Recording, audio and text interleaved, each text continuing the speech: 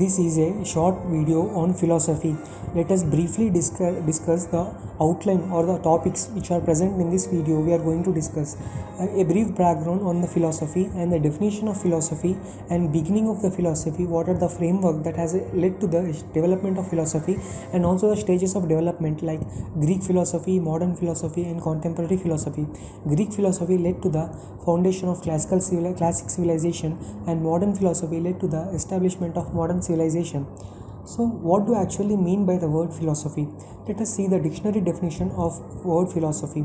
The study of fundamental nature of knowledge, reality and experience, especially when considered as an academic discipline. Like what are the things highlighted there? Knowledge, reality and existence. The study of that is called philosophy as per the academic discipline. So what is the other definition of the philosophy?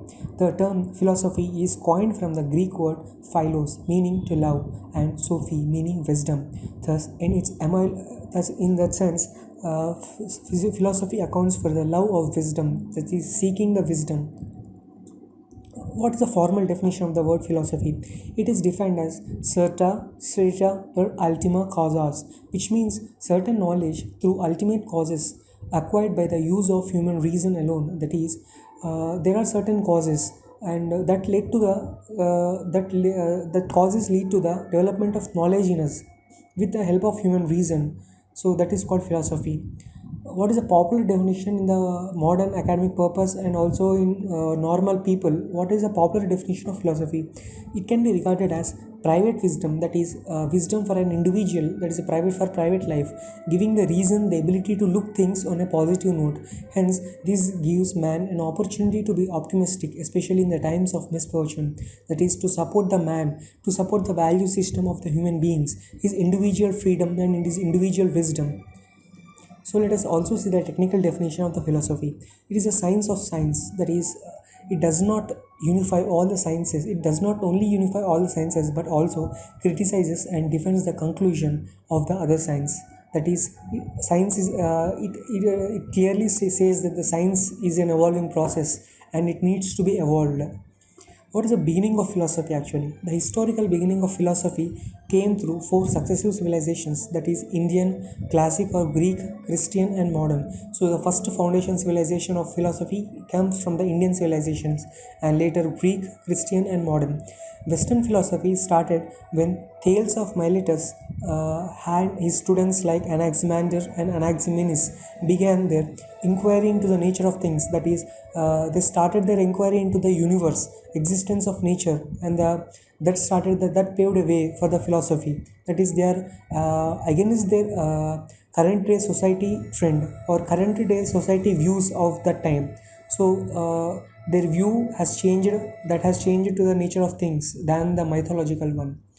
So the story of the philosophy would start from the birthplace from the classic civilization, that is 6th century BC, in an ancient Greek city of Miletus, the west shore of Ionia in Asia Minor. Why not the Western civilization? Why it began here and not in another place? So you have some questions. The first philosopher are called either Milesians or Ionians. See, we briefly see here that Miletus, a wealthy Greek city, that led to the development of industry, trade and commerce. This is a brief overview of how the philosophy came to the geographical locations. So Miletus is a wealthy Greek city that led to the development and industry of trade, commerce, etc. That led to the prosperous existing of people. So the people are accumulated in that city and they have huge leisure time to stay in the city and observe the nature. That led to the curiosity to know the things of nature. Why this, why that, like that. That curiosity led to thinking of the people. That thinking led to the philosophy, that is science. What are the stages of development? In the beginning, the search for the causes and principles of the things was made more by imagination than by reason. So, like example, all the people at those time were used to say stories about the things that is going on in the current nature. So it's like a mythological one. It's a myth. They are going to elude the myths, but not the reality. but there are people who do not believe that mythological beliefs, and that are harm to them and even to the society. So that led them to think about more about the society and the existence of universe. So that is the beginning, that is more by reason than by imagination. So, the Greek philosophy began with the prehistoric period known as Age of Universal Animism and Anthropomorphism. That is, they used to believe the animals are the gods and also people as in the form of gods. They used to believe that. So, it is the prehistoric age. That is the background of the Greek philosophy. So, Greek philosophy, this we already seen. Greek philosophy led to classic civilization. Modern philosophy led to modern philosophy led to modern civilization, and contemporary philosophy is the current trending that are going now. Greek philosophy. The Greek philosophy considered of the following periods: naturalistic, metaphysical, ethical, and religious. That is, people used to think about the following things. First, about the naturalistic, that is nature, elements, and also metaphysical, that is which is not existed in the nature, that is eternal things, and ethical, what is good and what is bad, and religious beliefs, are they have to believe it or not. Naturalistic period paid attention to the cosmological problem. What is the first principle that determines the origin and end of things? So that is a problem in the naturalistic period. So philosophy of nature. Thales of Miletus, known as the first Greek philosopher. He is the Thales of Miletus. He is known as the first Greek philosopher, Thales. And next comes the metaphysical period. The thinkers were interested in morality and justice, that is, how the human being should be, how he should perform his duties, and how he should be with his fellow human beings, that is the morality, and how the society should be, that is justice. It is the most important period in the entire field of philosophy, with the sophists Socrates, Plato, and Aristotle forming a body of thought. And next comes the ethical period. To find a way of life worthy of a philosopher, a consequence like the loss of freedom and the destructions caused by the war, humans opposed evils by either appealing to the reason, by appealing to the senses, or discarding both reason and senses. So the humans are in search of what is wrong and what is right.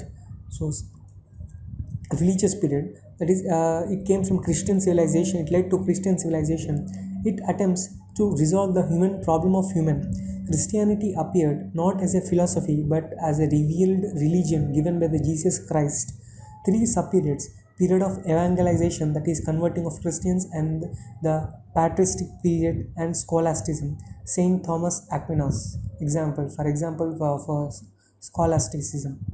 Modern philosophy. Modern philosophy began with the Descartes, that is, he is a rationalist in France with France's background in England. It rose to order to reject and oppose ancient philosophy and scholastic medieval philosophy.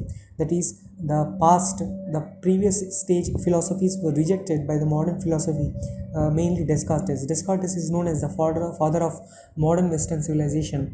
That is, what are the branches of modern Western philosophy? Rationalism, empiricism, illuminism, idealism, and positivism, and many more are there still. What is rationalism actually? Knowledge is acquired by reason without resort of experience. That is, reason, that is thought process is the basic of knowledge. Thought, that reason is the only source of knowledge, thus it denied the feelings and experiences. You can see here the images. Only senses are not thing, but only the mind, that gives the essential knowledge. That is rationalism. What is empiricism? Basically, senses experience was the primary source of knowledge. John Locke was its founder. You can see the senses: sight, hearing, taste, touch, and smell. The knowledge gained from these five senses are true knowledge. Those were the believers of empiricism, mainly of John Locke, the founder. What is Illuminism and Enlightenment? This is mainly related to political and social enlightenment theory, opposes all past ages. It aimed to re-establish the entire order of the human life in the light of reason. That is, it mainly wants to abolish all the previous stages and all the past things, and it wants to establish a new light of reason. So idealism. Nothing can be known outside the mind of a thinking being. George Berkeley, the idealism major philosopher. What he told, nothing can be known outside the mind of a thinking being. See, what actually it tells is idealism is nothing but it's a pure thought and consciousness that gives the ideal knowledge. Positivism. maintained that the data of sense experience were the only objects and the supreme criteria of human knowledge. Abstract ideas were mere opinions. Contemporary philosophy, it many philosophies are there, like phenomenology and also pragmatism, logical positivism and existentialism. So many are there of contemporary philosophy. What is pragmatism? William Jones: the value of a concept is not absolute but relative to its utility in practice. Hence what is called useful is valuable. That is, he basically what he did is he changed, converted all the knowledge and valuable into usefulness. That is, value of a concept is not absolute but related to its utility or use. What is existentialism? A philosophical movement which claims that individual human beings create the meanings and essence of their own lives.